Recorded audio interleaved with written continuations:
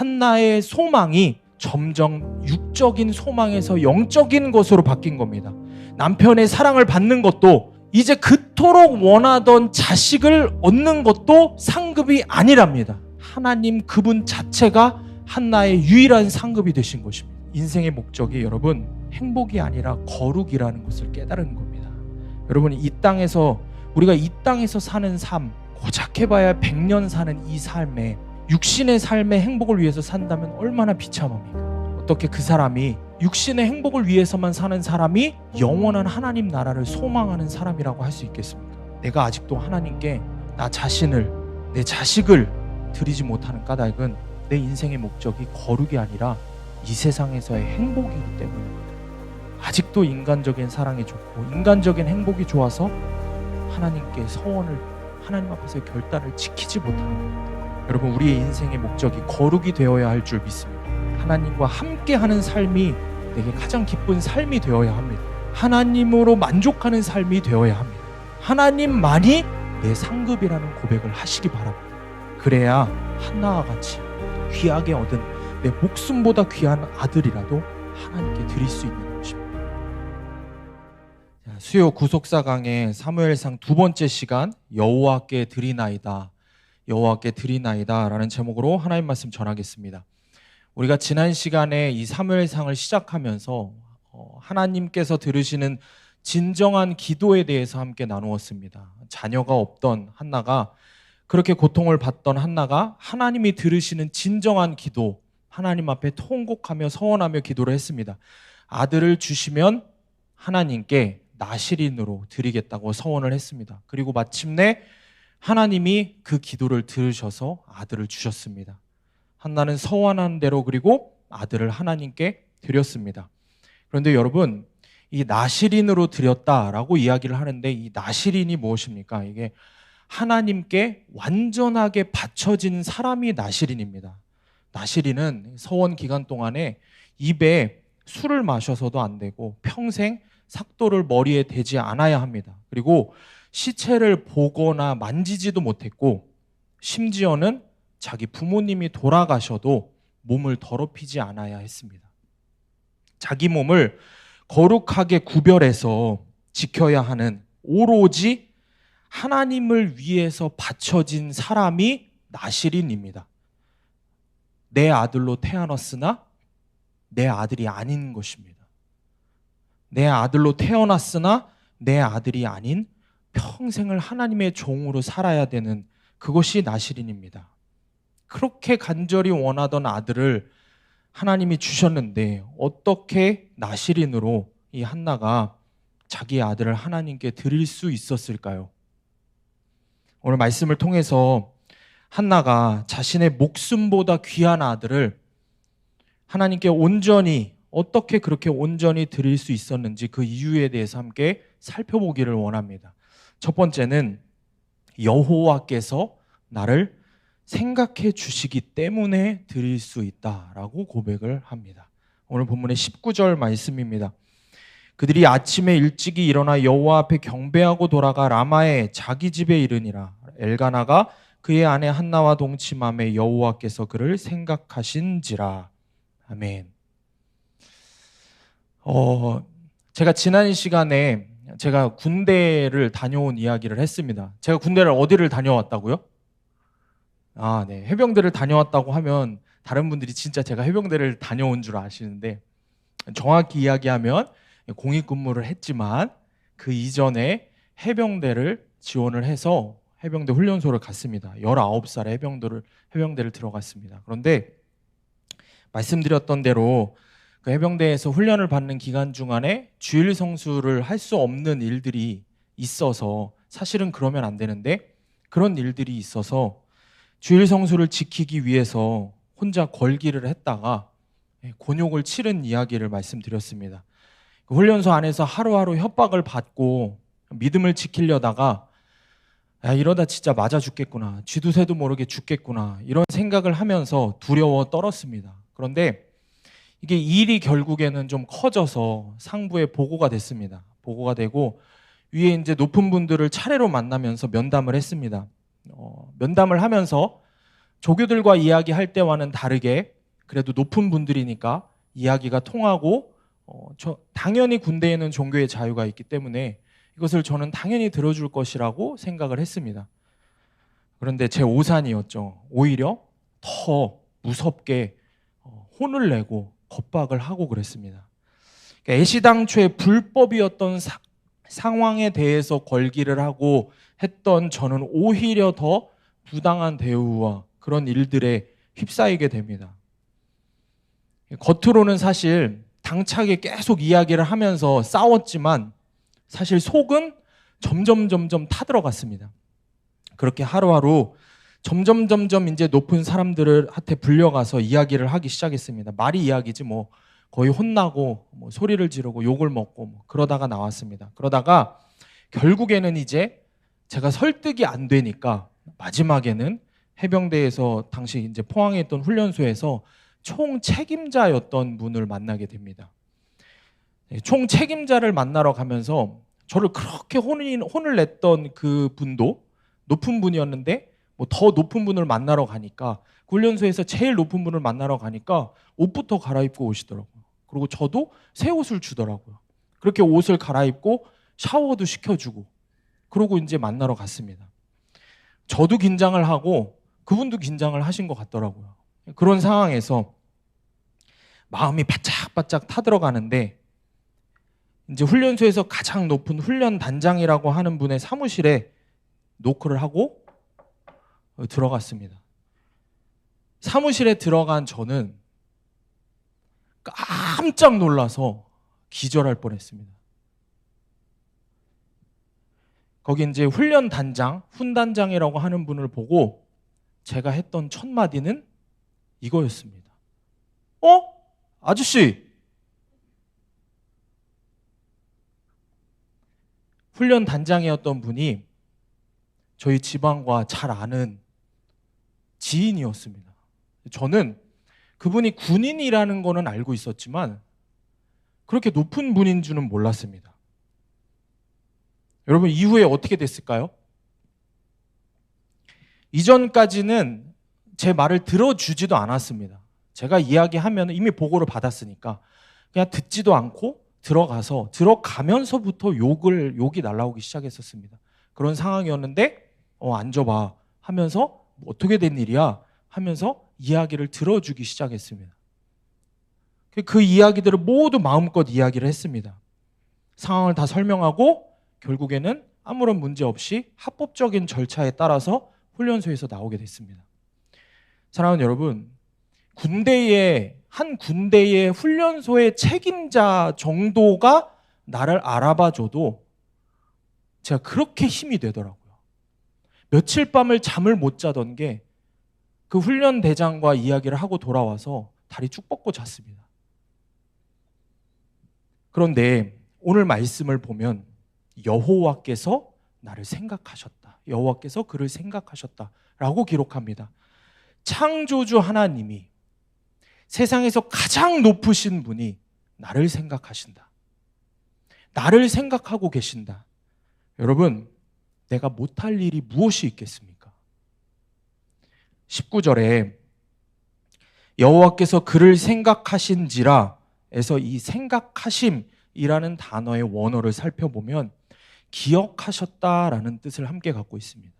기억하심이라는 뜻입니다. 그런데 여러분 히브리어에서 이 기억이라는 단어는 단순히 머리로, 뇌로 생각을 하는 것만을 이야기하는 게 아닙니다. 몸으로 행동하는 것을 수반하고 있습니다. 여호와께서 한나를 생각하시고 기억하시고 그녀의 태를 여셨다는 것입니다. 자녀를 낳기 위해서 하나님께 통곡하며 눈물로 기도하니 하나님께서 그 기도 들으시고 기억하시고 행동하시는 것입니다.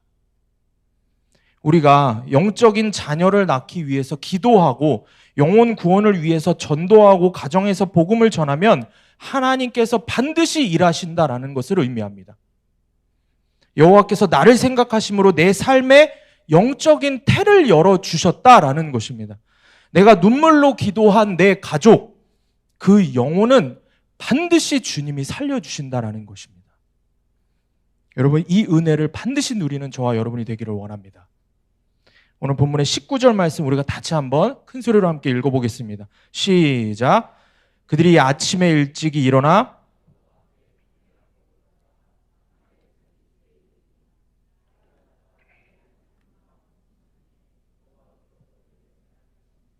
아멘. 자, 한나가 아침에 일찍이 일어나서 여호와 앞에 경배하고 라마의 자기 집으로 돌아갔다라고 기록을 합니다. 여러분, 이게 되게 중요합니다. 우리가 기도를 하고 돌아가서 어떤 모습이냐가 중요하다는 겁니다. 우리의 기도가 그저 기도로 끝이 나면 안 된다라는 겁니다. 우리의 모든 예배가 그저 그냥 예배라는 형식으로 끝나버리면 안 됩니다. 모든 예배와 기도는 우리의 일상의 생활과 그대로 이어져야 하는 것입니다. 우리 교회 주일날 1, 2부 예배를 드리면은 뒤에서 이렇게 보고 있으면은 마지막에 우리가 함께 목사님 말씀을 전하시고 말씀을 붙잡고 함께 말씀 기도를 하죠. 합심해서 함께 기도합니다. 여러분, 그 기도하는 모습만 봐도 너무 은혜가 됩니다. 우리가 얼마나 많은 성도님들이 점점 눈물을 훔치면서 그렇게 기도를 하십니다. 말씀 앞에 결단을 합니다. 눈물로 결단을 하고 고백하고 기도하며 목이 터져라 기도하면서 그렇게 하나님 앞에서 결단합니다. 여러분, 그런데 그 다음이 중요한 겁니다. 그렇게 눈물로 기도하고 나서 문을 열고 나가는 그 다음의 나의 모습이 진짜 중요한 것입니다.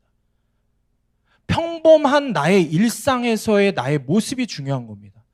예배와 기도로 결단했으면 하나님 앞에 이렇게 살겠다고, 다시는 그렇게 살지 않겠다고 돌이켜 회개하고 기도했으면 돌아가서 그렇게 살려고 발버둥 쳐야 하는 것입니다. 기도와 예배의 결론은 자기 집으로, 평범한 일상으로 돌아가는 것부터가 진짜 시작입니다. 그 평범한 일상에서 기도와 예배를 통해 깨달은 은혜를 살아내야 하는 것입니다. 그래서 하나님께 자식을 달라고 그렇게 통곡하면서 울며 기도한 한나가 하나님께 경배하고 자기 집으로 돌아가 남편과 동침합니다. 하나님께서 반드시 응답해 주신다는 믿음으로 삶을 살아내는 것입니다. 하나님께서는 이렇게 기도와 예배로 결단하고 나서 그 믿음을 갖고 삶으로 돌아가서 노력하는 사람에게 반드시 은혜를 주십니다. 사랑하는 여러분, 말씀을 통해서 깨달은 그것을 반드시 삶에서 실천하고 행하시기를 바랍니다. 기도했으니 하나님이 알아서 다 해주시겠지, 이게 아니라 큐티했으면, 예배 드렸으면, 기도했으면 내가 이제 삶으로 돌아가서 끊어야 할 것 끊고 해야 할 것을 해 나가면서 영과 육의 균형이 잡힌 적용을 해야 한다는 것입니다. 이런 삶을 사시는 성도님들 되시기를 축복합니다. 적용 질문입니다. 기도 응답을 받았다고 성경도 덮고 예배와 기도도 소홀하지 않습니까? 하나님께서 나를 생각하시고 기억하시고 행하신 일이 있습니까? 그 일을 위해 오늘 내가 삶에서 실천해야 할 적용과 행함은 어떤 것입니까? 여러분, 삶을 돌아보시길 바랍니다. 예배, 기도 이후의 나의 삶, 큐티하고 일어났어 그 후의 나의 삶을 돌아보시길 바랍니다. 두 번째로, 젖대기까지 양육을 잘해야 드릴 수 있습니다. 오늘 본문의 22절부터 24절까지 말씀 우리가 한 목소리로 읽겠습니다. 시작. 오직 한나는 올라가지 아니하고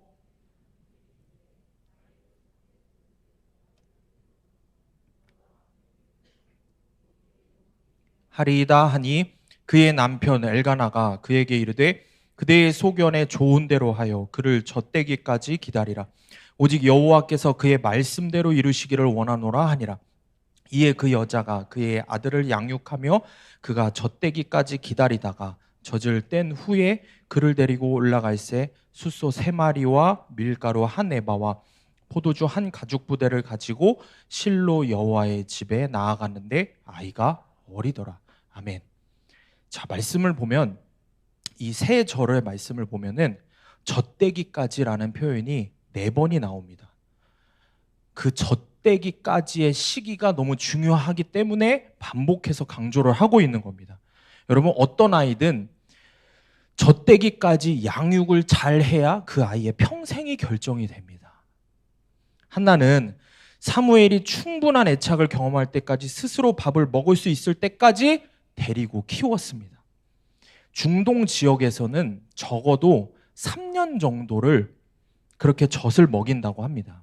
엄마와 안정적인 이 아이가 애착 관계가 형성되는 것이 아이의 인생 전체에 안정감을 준다고 합니다. 그만큼 젖대기까지의 양육이 그만큼 중요한 것입니다. 저는 아시다시피 신학을 늦게 시작했습니다. 드럼을 공부하다가, 그렇게 공부를 하다가 늦깎이에 신학을 시작했습니다. 그래서 저보다 한참 나이가 어린 학생들하고 어린 동생들하고 같이 공부하려고 하니까 사역을 하면서도 그렇고 공부를 하면서도 그렇고, 내가 왜 이렇게 늦게 시작했지? 진작 시작하지 않았을까? 왜? 그렇게 후회하기도 했습니다. 그런데 돌이켜보면은 참 감사한 거는, 제가 신학교를 가기 전에, 주의 종의 길을 가기 전에, 평신도 시절에, 청년의 시절에 하나님께서 정말 호되게 훈련을 시키셨던 것이, 그 시간들이 너무 감사하다라는 것을 사역을 하면서 계속해서 깨닫게 됩니다. 3년이라는 시간 동안 정말 호되게 하나님께서 훈련을 시키셨는데, 돌이켜보면 정말 힘든 시간이었지만 제 안에 하나님을 향한 끝없는 갈망과 목마름을 계속해서 주셨습니다. 말씀을 계속 통독을 하는데, 말씀을 보면서, 그렇게 어디에서든지 말씀을 보면서 눈물을 흘리면서 말씀을 보고, 정말 1년이면 3번, 4번 정해놓고 말씀을 계속 통독하고, 기도를 처음에 시작할 때는 정말 5분만 기도했는데, 저는 1시간 기도한 줄 알았는데 시계를 보면 5분이 지나 있고 이랬던 사람인데, 시간이 지나면 지날수록 1시간, 2시간, 3시간, 나중에는 다니엘서를 읽으면서 그게 너무 은혜가 돼서 나도 그렇게 되고 싶다고 하루에 3시간씩 정해놓고 그 자리에서 기도를 하기도 했습니다. 하나님께서 그렇게 기도와 말씀의 시간들을 계속 허락하셨습니다. 그리고 가장 기뻤던 것은 성령님과 계속 친밀한 교제를 나누게 하신 것입니다. 성령님이라는 존재에 대해서 그저 삼위 하나님 중에 한 분, 그러나 사실은 뭔가 어떤 힘과 능력, 은사라고만 생각하는 것이 아니라 정말 지금도 살아계셔서 내 안에 일하고 계시는 살아계신 하나님이라는 사실을 항상 깨닫게 하는 훈련을 하게 하셨습니다.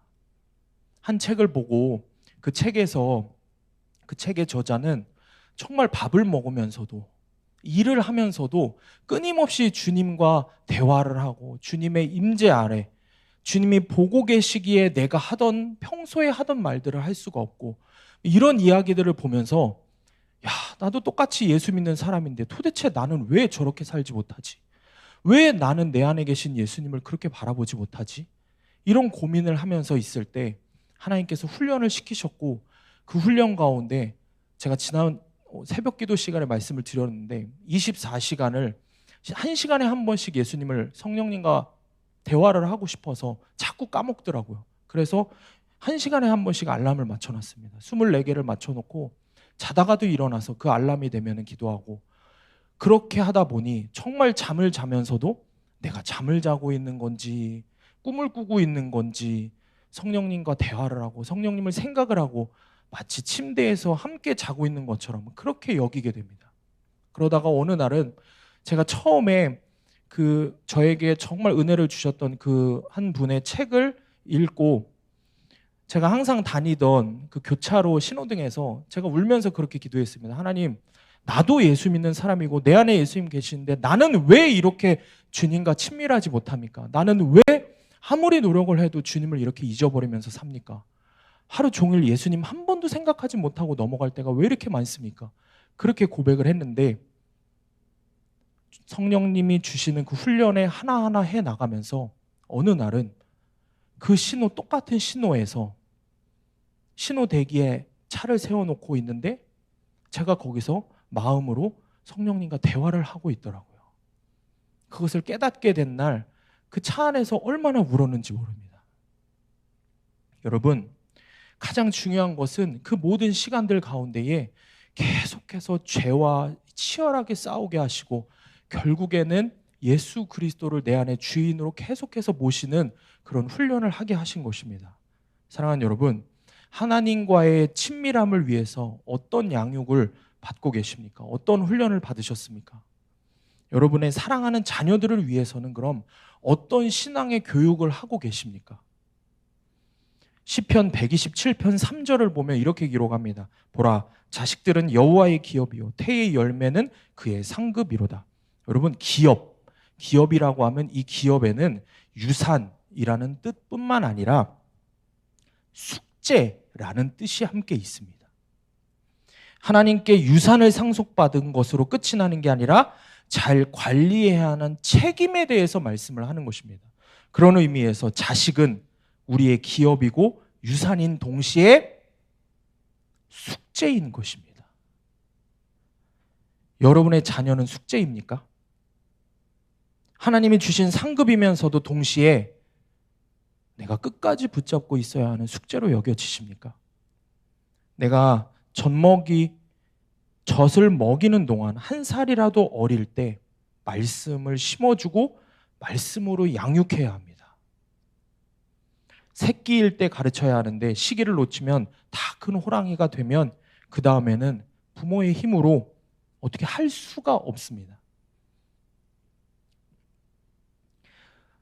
제가 학창 시절에 초등학교를 들어가서 한글을 떼기 시작하면서 저희 부모님이 아버지가 정말 무서우셨는데 제가 시키셨던 것이 초등학교 6년, 중학교 3년, 고등학교 3년 그 시기 동안에 시키셨던 것이 있습니다.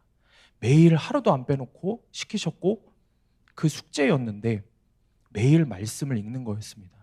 정해놓고 초등학교 때는 10장, 중학교 때는 20장, 고등학교 때는 30장 그렇게 말씀을 읽게 하셨고 말씀을 쓰게 했습니다.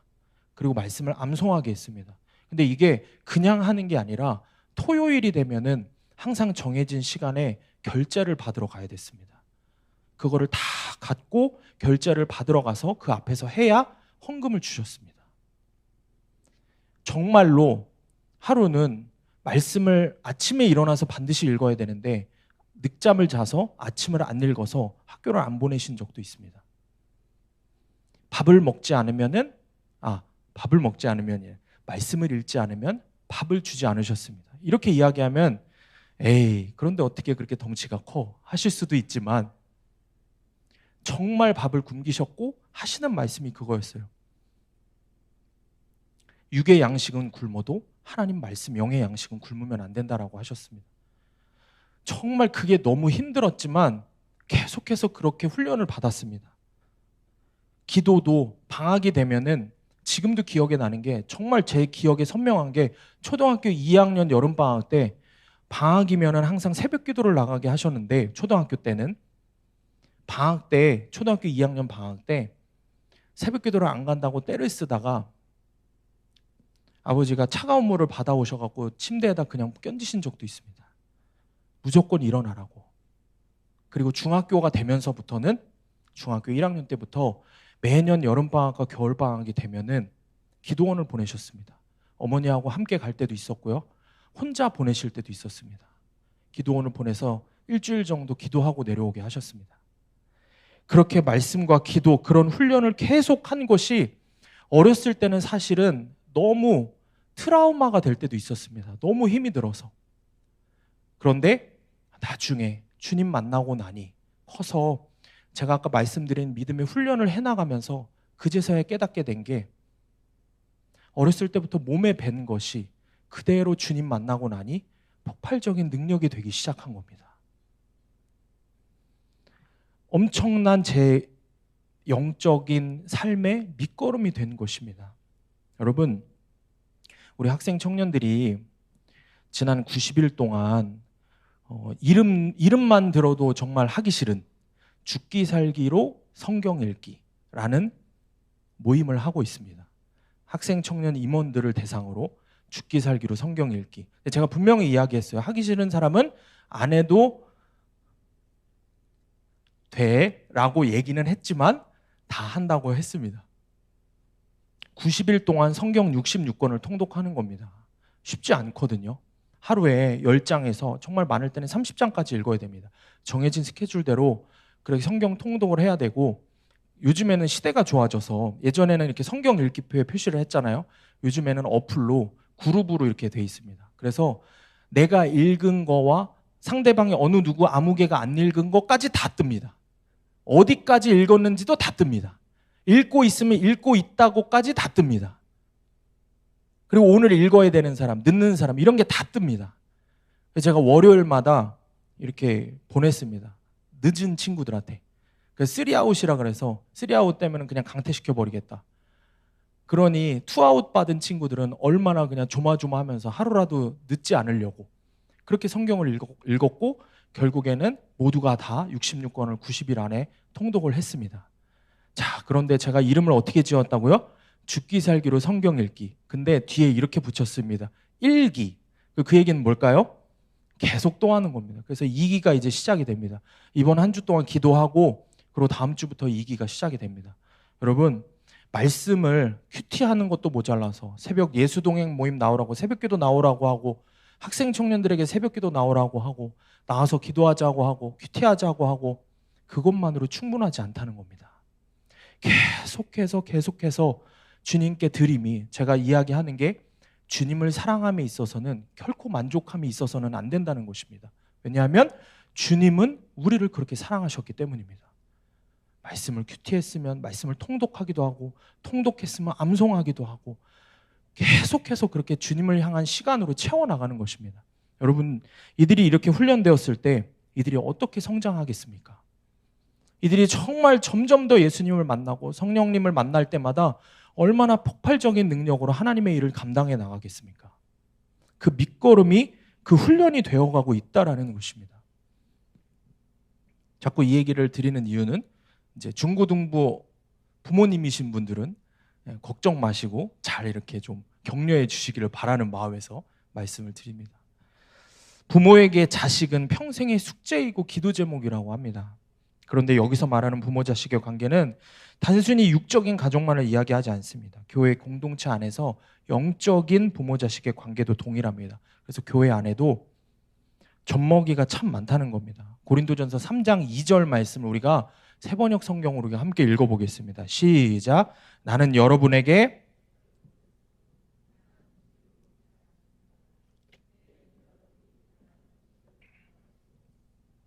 사실 지금도 여러분, 사도 바울의 표현처럼 영적으로 젖을 먹여야 하는 지체들을 위해 다 같이 참고 인내하며 수고하며 섬겨야 한다라는 겁니다. 왜냐하면 오늘 우리가 읽은 이 사무엘상 1장에 등장하는 분인나와 같은 사람들이 우리 주변에 꼭 있기 때문입니다. 세상의 것을 다 갖추고도 남편의 사랑도 받았고, 그래서 자식들도 그렇게 많았고, 그럼에도 불구하고 예수님 만나지 못해서 믿음의 지체들을 화나게 하고 속을 뒤집어 놓는 사람들이 우리 공동체 안에 있다라는 겁니다.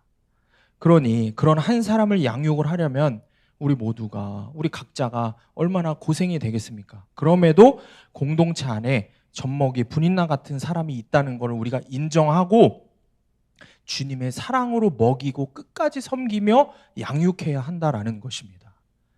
젖을 뗄 때까지 사랑으로 계속해서 양육해야 하는 것입니다.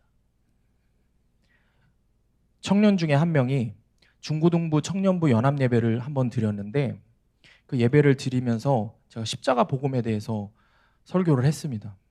좀 강력하게 십자가 복음에 대해서 이야기를 했습니다. 다 설교를 듣고 나서 이제 설교 예배가 다 끝나고 이제 2층에 사무실에 내려왔는데, 이 청년이 내려와서 씩씩거리면서 내려와서 저에게 그러는 거예요. 전사님, 진짜 설교 너무 힘들어서 못 듣겠다고. 전사님 설교 너무 힘들어서 도저히 못 듣겠다고. 이렇게 화를 내는 겁니다. 지금 여기 있습니다. 이야기할 수 있는 이유는, 그렇게 했던 친구가 일주일 전에 스승의 날에 카톡이 하나 왔습니다. 전사님 감사해요 하면서 쭉 카톡이 왔는데, 그게 중요한 게 아니라 이 친구가 그런 이야기를 하는 거예요. 전사님, 제가 토요일 날 청년이거든요. 토요일 날 중고등부 예배에 이제 좀 참석을 해야 되겠대요. 왜냐면 그 토요일 중고등부 예배에 그 전주에 너무 은혜가 되고 자기 죄를 봤다는 겁니다. 매주마다 이 친구가 예수동행 모임 토요일 날 오전에 나와서 예수동행 모임 하고 같이 식사하고 같이 막 교회 일을 도와주고 이제 중고등부 예배가 시작될 쯤이면은 슬금슬금 없어집니다. 그래서 슬금슬금 집에를 갑니다. 뭐 본인은 생각을 하겠죠. 자기는 청년이니까. 근데 사실 그렇게 나와 있는 대부분의 청년들이 중고등부 예배를 함께 드리고 갑니다. 자기가 교사가 아니어도.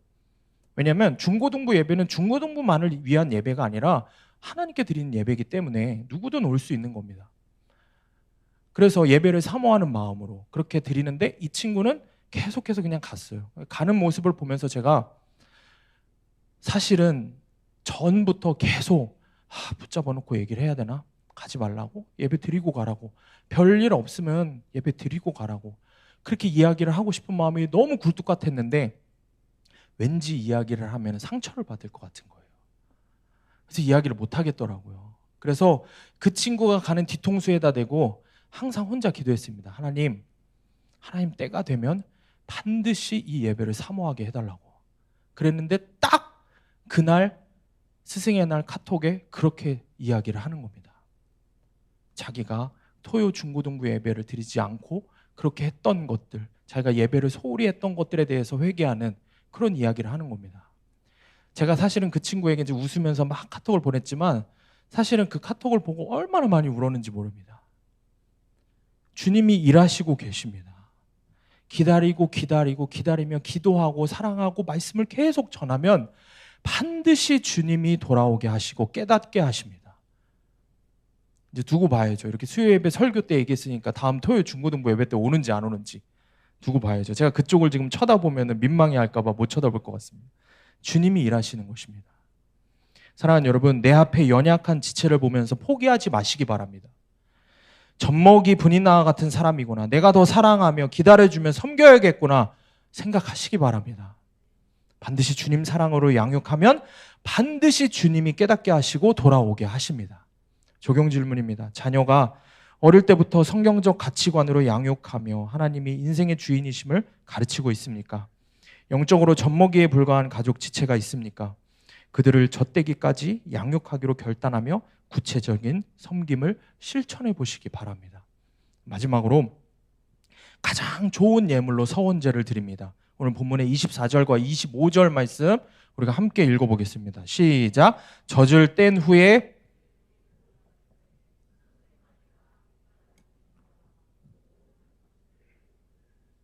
여호와의 집에 나아가는데 아이가 어리더라. 그들이 수소를 잡고 아이를 데리고 엘리에게 가서. 아멘. 한나와 엘가나가 아들 사무엘을 드디어 이제 여호와께 드리러 갑니다. 그런데 말씀을 보면 수소 3마리와 밀가루, 포도주를 예물로 가져갑니다. 이거는 당시의 기준으로 보면은 기준을 드리던 예물보다 3배 정도 많은 양입니다. 여러분, 세상의 기준으로 보면 그 금쪽 같은 아들, 귀하게 얻은 아들을 하나님이 일꾼으로 바치는데 예물까지 가져가는가, 이렇게 볼 수도 있습니다. 손해보는 짓 같고 바보처럼 보일 수도 있습니다. 그런데 신기하고 놀라운 건 주님의 일을 하면 할수록 그 자체가 너무 감사해서 주님께 더욱 드리게 된다라는 것입니다. 나 같은 사람을 하나님이 써주신다는 그것만으로도 감사해서 주님께 더없이 계속해서 나의 삶을 드리게 되는 것입니다. 나처럼 형편없는 사람이 영혼 구원을 위해서 내가 가정에서 말씀 적용 그거 조금 했다고 열매를 맺게 하시고 사람이 살아나게 하시고 그래서 영적인 생명을 낳았을 때 너무 감격스러운 것입니다. 아까 이야기했던 저에게 그렇게 씩씩댔던 청년이 아마도 우리 교회에서 처음으로 자기 부모님 그리고 할아버지 할머니까지 다 전도하게 된 케이스가 될 겁니다. 누군지 아실 것 같아서.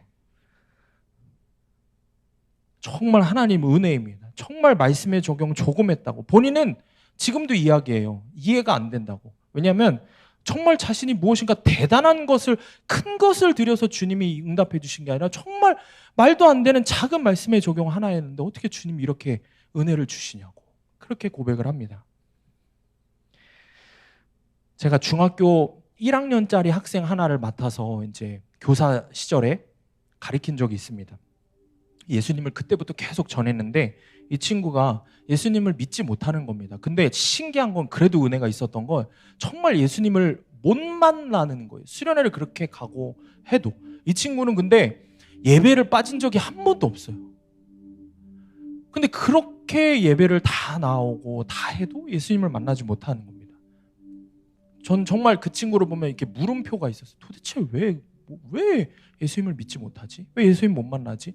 이런 생각이 있어서 제가 그렇게까지 얘기했습니다. 야, 네가 예수님 만나잖아? 그러니까 이게 부정적인 뜻이 아니라 네가 예수님 만나면은 내가 앞으로 사역하면서 어느 누구에게도 예수님 전할 수 있을 것 같아. 그 정도로 좀 신기한 친구였습니다. 안 나오면은, 교회를 안 나오고 하면은 예배를 빠지고 안 나오니까 그런가 보다 하겠지만 예배 항상 다 나옵니다. 근데 예수님을 못 만나는 거예요.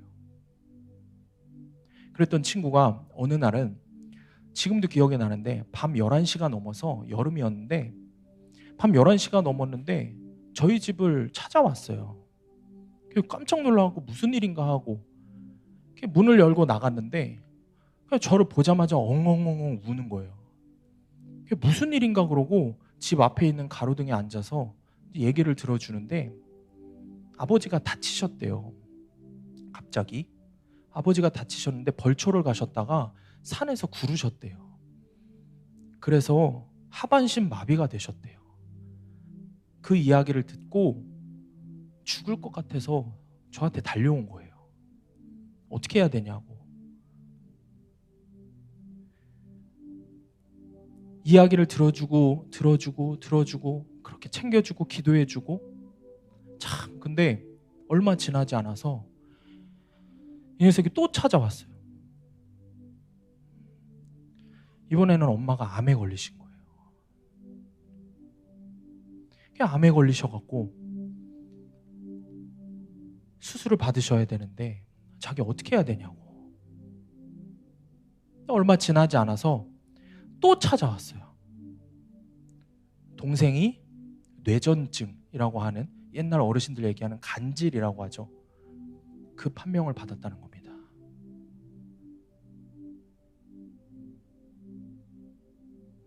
얼마 지나지 않아서 이 친구가 또 찾아왔어요.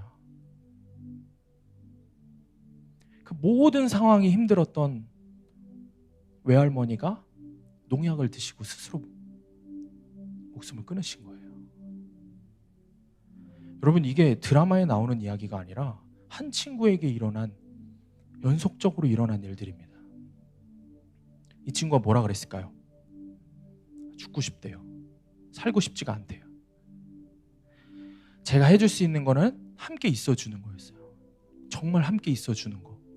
그래서 아내와 함께 일주일이면 3, 4일을 데리고 나가서 밥을 먹이고 계속 이야기를 하고, 왜냐면 혼자 있으면 자꾸 우울해하고 우니까. 등치는 저만한 녀석인데 데리고 나가서 옷도 사주고 학교 가방도 사주고 뭐 학용품도 사주고 이것저것 사주고 그렇게 다 사주고 심지어는 속옷까지 사주고 그렇게 챙겨주고 하다가 결국엔 이 친구 위해서 기도하다가 이 친구가 누구를 못 만났다고요? 예수님 못 만났다 그랬죠. 제가 기도하는데 이 친구에게 답은 예수님밖에 없는 거예요. 아무리 생각을 해도 답은 예수님밖에 없는 거예요. 중학교 1학년 때 제가 가르치기 시작했던 이 친구가 데리고 기도한 지 6년 만에 고등학교 3학년 마지막 겨울 수련회 때 예수님 만났습니다. 예수님 만났는데 제가 그날 밤을 잊지를 못해요. 그 수련회 날 제가 기도회를 인도하고 수련회를 인도하고 있는데 그날도 정말 얼마나 울면서 기도했는지 몰라요. 하나님, 쟤 좀 어떻게 좀 만나주시라고. 쟤 좀 어떻게 좀 만나주시라고. 그렇게 울면서 기도하는데 정말 저와 함께 모든 교사들이 똑같이 뭐라고 기도했냐면, 정말 그때 교사들이 열심히 준비했는데 40일 동안 금식하면서 수련회를 준비했는데 이렇게 기도했어요.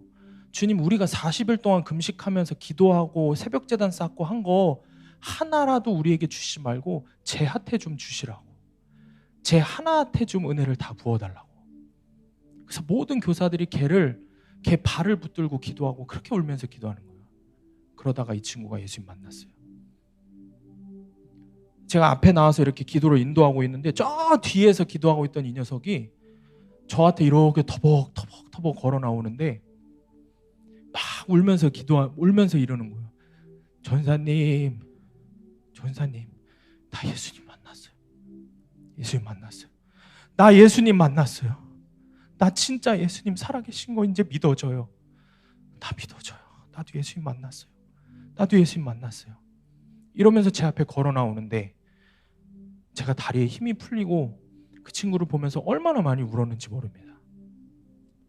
제가 그 모습을 보고 그 친구를 그날 기도해주고 그 친구가 정말 성령님을 만나고 하는 그런 은혜 가운데 수련회가 마쳐지고 나서 마지막에 수련회를 마무리하면서 제가 하나님 앞에서 정말 그렇게 기도했어요. 주님, 정말 제가 드린 것은 작은 것밖에 없는데 주님 이렇게 큰 은혜를 주시니 주님 감사하다고, 이 아이 살려주시니 주님 감사하다고. 이 친구가 수련회가 끝나고 제게 했던 한마디 말이 있습니다. 수련회 그 집회가 끝나고 그 밤에 새벽에 돼서 저에게 딱 이 한마디를 했어요. 전사님, 살고 싶어요. 이제 예수님하고 살 거예요. 그 얘기 했습니다. 사랑하는 여러분, 나 같은 죄인이 감히 하나님의 일들을 감당하고 하나님 사람들을 섬길 수 있는 것이 감사로 여겨지는 그런 사람이 진짜 하늘의 복을 누리는 사람입니다. 내가 만약에 하나님, 내가 이렇게 헌금하고 봉사하고 했는데 어떻게 이럴 수 있어요? 생색내고 불평하면 구원의 상급이 오다가도 도망갑니다. 여러분, 내 시간, 내 재물, 내 것이 어디 있습니까? 다 주님의 것입니다. 다 주님으로부터 온 것입니다. 예수님은 나 같은 죄인을 구원해 주셨는데 시간도 재물도 다 하나님께서 주신 건데 우리가 어떻게 생색을 내겠습니까? 값없이 주셨기에 값없이 드리는 자가 구원받은 자의 태도입니다. 오늘 말씀 마지막 27절과 28절 말씀 우리가 함께 큰 소리로 좀 읽어보겠습니다. 27절과 28절 말씀 시작. 이 아이를 위하여 내가 기도하였더니 내가 구하여 기도한 바를 여호와께서 내게 허락하신지라. 그러므로 나도 그를 여호와께 드리되 그의 평생을 여호와께 드리나이다 하고 그가 거기서 여호와께 경배하니라. 아멘. 사랑하는 여러분, 예물 중에서 가장 좋은 예물은 나 자신이고 내 자녀입니다. 자녀가 곧 나 자신이기 때문입니다. 그래서 한나가 그 최고의 예물을 하나님께 드리겠다고 서원한 그것을 지킨 것입니다. 사무엘을 얼마나 키우고 싶었겠습니까? 그런데 고통 속에 눈물로 기도하면서 한나의 소망이 점점 육적인 소망에서 영적인 것으로 바뀐 겁니다. 남편의 사랑을 받는 것도 이제 그토록 원하던 자식을 얻는 것도 상급이 아니랍니다. 하나님 그분 자체가 한나의 유일한 상급이 되신 것입니다. 인생의 목적이 여러분 행복이 아니라 거룩이라는 것을 깨달은 겁니다. 여러분, 우리가 이 땅에서 사는 삶, 고작 해봐야 100년 사는 이 삶에 육신의 삶의 행복을 위해서 산다면 얼마나 비참합니까? 어떻게 그 사람이 육신의 행복을 위해서만 사는 사람이 영원한 하나님 나라를 소망하는 사람이라고 할 수 있겠습니까? 내가 아직도 하나님께 나 자신을, 내 자식을 드리지 못하는 까닭은 내 인생의 목적이 거룩이 아니라 이 세상에서의 행복이기 때문입니다. 아직도 인간적인 사랑이 좋고 인간적인 행복이 좋아서 하나님께 하나님 앞에서 결단을 지키지 못하는 겁니다. 여러분, 우리의 인생의 목적이 거룩이 되어야 할 줄 믿습니다. 하나님과 함께하는 삶이 내게 가장 기쁜 삶이 되어야 합니다. 하나님으로 만족하는 삶이 되어야 합니다. 하나님만이 내 상급이라는 고백을 하시기 바랍니다. 그래야 한나와 같이 귀하게 얻은 내 목숨보다 귀한 아들이라도 하나님께 드릴 수 있는 것입니다. 마지막 적용 질문입니다. 겉으로는 다 드리는 것 같은데 속으로 아끼면서 드리지 못하는 것은 무엇입니까? 가장 중요한 나 자신, 나의 분신과 같은 내 자녀를 하나님께 전적으로 맡기고 드릴 수 있습니까? 우리 함께 오늘 말씀을 기억하면서 내가 주인 삼은 찬양하겠습니다.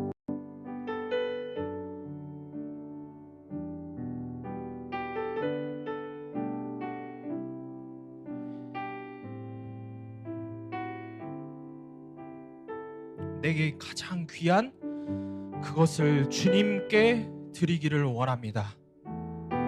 우리가 붙들고 기도할 말씀은 27, 28절입니다. 이 아이를 위하여 내가 기도하였더니 내가 구하여 기도한 바를 여호와께서 내게 허락하신지라.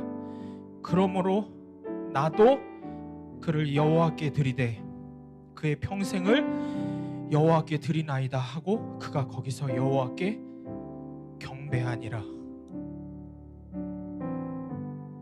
내가 주인 삼았던 그것을 주님께 드립니다.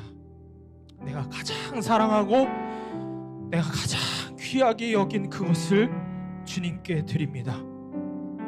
나의 혈기, 나의 자존심, 나의 물질, 나의 모든 나의 가족들, 내가 사랑하는 모든 것 주님 앞에 내려놓습니다. 내게 도저히 갚을 수 없는 십자가의 사랑을 주신 주님이시기에 주님 이 시간 나의 생명을 드림에 아끼지 않겠습니다. 사랑하는 여러분, 이 시간 예수 그리스도의 십자가의 사랑을 기억하시기를 바랍니다. 여러분, 예수님께서는 십자가에서 죽으시되 완전히 하나님으로부터, 아버지로부터 단절되셨습니다. 우리의 죄를 짊어지시는 순간 하나님과 아들 예수 그리스도는 완전하게 끊어지셨습니다. 그래서 예수님께서 이렇게 이야기하십니다. 아버지여, 어찌하여 나를 버리시나이까? 나를 위해 완전히 버림받으셨던, 나를 위해 전부를 아낌없이 주셨던 주님의 십자가 사랑이 회복되기를 원합니다. 나에게 전부를 주신 그 예수 그리스도 앞에서 나의 전부를 나도 드리기를 원하오니 주님, 내 가장 귀한 그것을 주님께 아낌없이 드리기를 원합니다. 주님, 나의 삶을 받아 주시기를 원합니다. 나의 가장 귀한 자녀를 드리기를 원합니다. 주님께 나의 전부를 드리기를 원하오니 주님 받아 주시기를 원합니다. 우리 이 시간 다 같이 주여 한번 외치고 통성으로 기도합니다. 주여, 주여,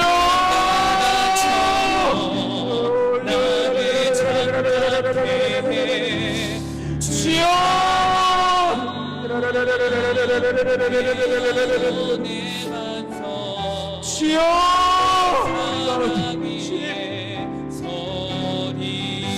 나를 위해서 십자가에서 죽으신 예수 그리스도를 바라보게 하여 주시옵소서.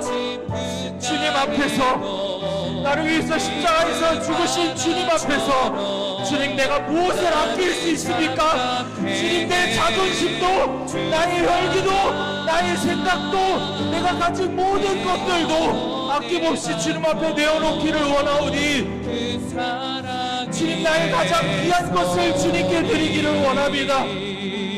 주님, 나라 위해서 쓰임받기를 원합니다.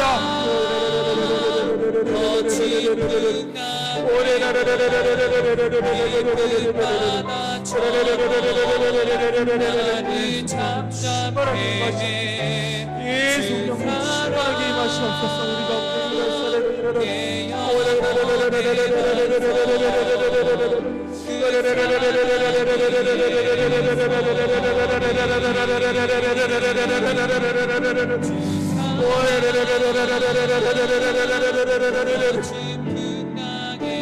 내게 아낌없이 오늘도 당신의 생명을 허락하시는 예수 그리스도 앞에서 주님, 아낌없이 주님께 나의 삶을 드리기를 결단하게 하여 주시옵소서. 주님, 99%가 아니라 100% 나의 전심을 드리게 하여 주시옵소서.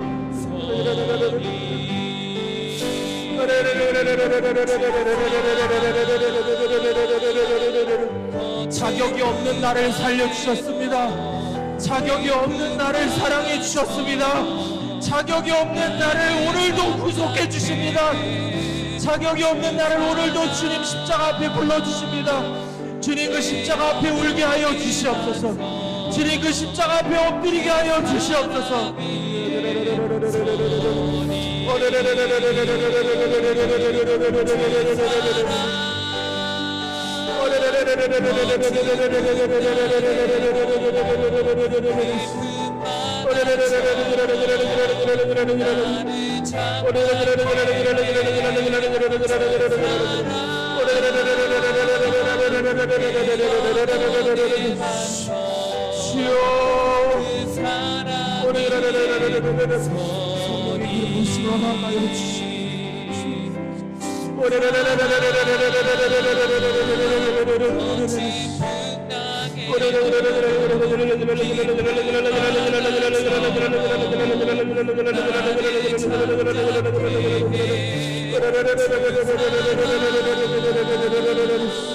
내 영혼의 반석 그 사랑 위에 서리.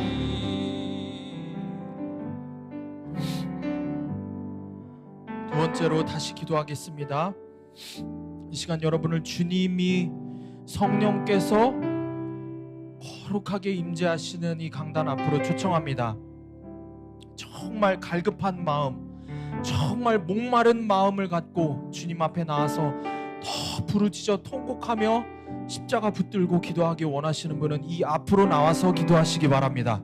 기도 제목이 있으신 분은 뒤에 기도 카드 작성하셔서 갖고 나오시면 담임 목사님께서 안수해서 기도해 주십니다. 이 시간 붙들고 기도할 말씀은 본문의 23절 말씀입니다.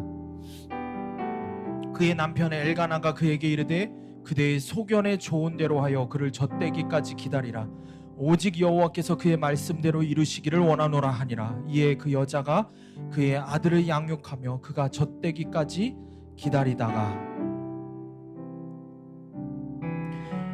여러분, 이 말씀 앞에서 젖먹이 분인나와 같은 나를 기다려주신, 그렇게 여전히 연약한 나를 오늘도 기다리시고 여전히 죄인된 나를 그렇게 크신 은혜를 받았는데도 불구하고 여전히 말씀대로 살지 못하고 여전히 내가 높아지려고 하는 나를 여전히 주님 십자가 앞으로 불러주시는 그 구속의 은혜 아래에서 이 시간 우리가 나와 내 가족과 내 지체들을 끝까지 사랑하며 섬기게 하여 주시옵소서. 함께 기도하기를 원합니다.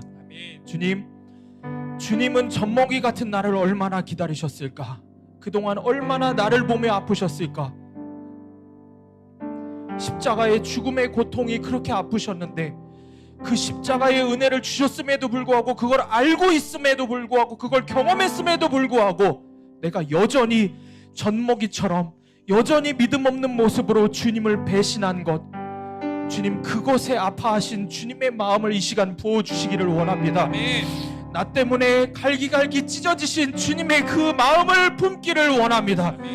내가 여전히 젖먹이같이 어린아이처럼 주님 앞에 땡깡 부렸던 나의 그 모습을 주님 앞에 통해 자복하며, 주님 내 앞에 불러주신 이 젖먹이와 같은 분인나와 같은 내 가족의 영혼 구원을 위해서, 내 공동체의 연약한 지체를 위해서 내가 그를 위해서 죽으며 섬기기를 원합니다. 내가 사랑으로 끝까지 섬기기를 원합니다. 주여 긍휼을 베풀어 주셔서 우리가 눈물로 통곡하며 기도하게 하여 주시옵소서. 내 부모와 내 자녀들과 내 형제자매를 버리지 마시고 불쌍히 여겨주셔서 그들을 십자가의 구원의 은혜를 허락하여 주시옵소서. 주님의 몸된 이 수합교회를 주님의 방법대로 주님이 주인이 되셔서 주님이 정말 이끄시는 교회가 되게 하여 주시옵소서. 우리 다같이 중보하며 주여 한번 외치고 기도합니다. 주여, 주여, 주여. 주여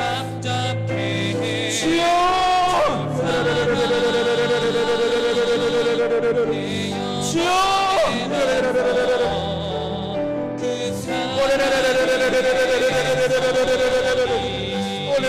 여전히 젖먹이와 같이 여전히 죄에 쉽게 넘어지고 여전히 나라는 우상을 붙들고 사는 여전히 주님의 마음을 아프게 하는 주님 나를 어찌합니까?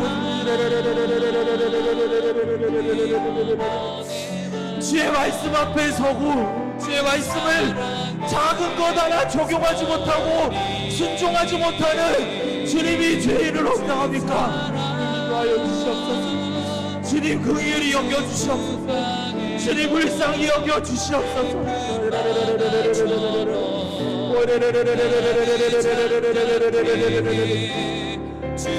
주여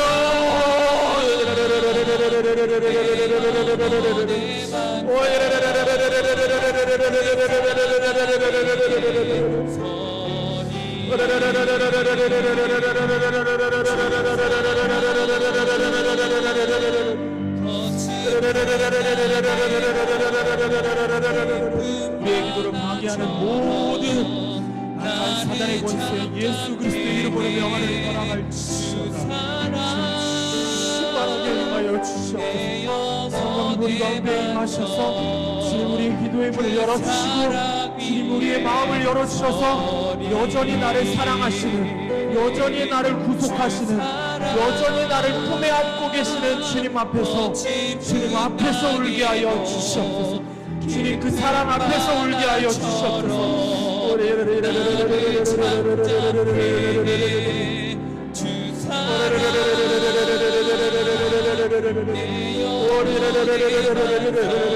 그리스도의 보혈로 덮어주시옵소서. 주의 그리스도의 보혈로 덮어주시옵소서. 예수 그리스도의 보혈로 덮어주시옵소서. 예수 그리스도의 보혈로 덮어주시옵소서. 예수 그리스도의 귀하신 보혈로 덮어주시옵소서. 주님 자격이 없는 나를 예수 그리스도의 보혈로 덮어주시옵소서. 오늘도 주님의 그 뜨거운 보혈로 나를 덮어주시옵소서. 주님의 그 뜨거운 보혈로 나를 덮어주시옵소서. 오늘도 그 주님의 그 사랑으로 덮어주시옵소서. 주님 앞에서 울고 내 죄를 보게 하여 주시옵소서. 남 탓을 하는 것이 아니라 내 탓을 하며 내 가슴을 치며 주님 앞에 통곡하며 회개할 때에 참된 회개 사죄의 은총의 그 구속의 은혜를 누리게 하여 주시옵소서. 오 주님 인도하여 주시옵소서.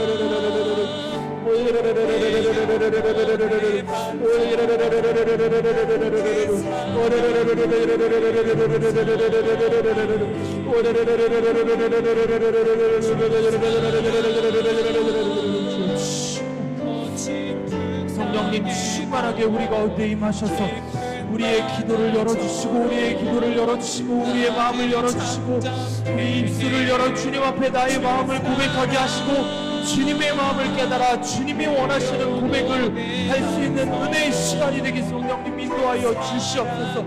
주님이 일하시며 주님 우리 가운데 충만하게 임하여 주시옵소서.